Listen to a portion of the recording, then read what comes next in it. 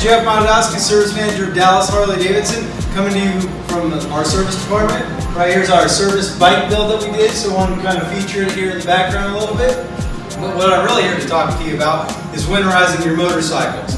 I know some of you are fair weather riders, which is totally awesome. Myself, I love to ride year round. So for you that are out there that like to ride during the warmer season and you tuck your motorcycle away in the winter, I have a couple great options for you. A trickle charger is going to help prevent your battery from dying. It's going to give your battery about an extra year of life. Adding a fuel stabilizer to a full tank of gas is also going to help keep any problems arising from your fuel being either oxidized or whatever, just to kind of help you out. And then if you like to tuck in your motorcycle when it's those cold nights out there, we've got a Harley-Davidson cover here for you so you can tuck her in.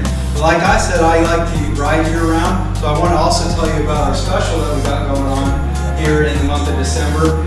We can light up the way with 10% off labor on any LEDs that we have in the store. So if that sounds something that you'd like either to winterize or to do light up the way, please give us a call. We'll be happy to schedule you a service. Again, my name is Jeff, Service Manager at Dallas Harley.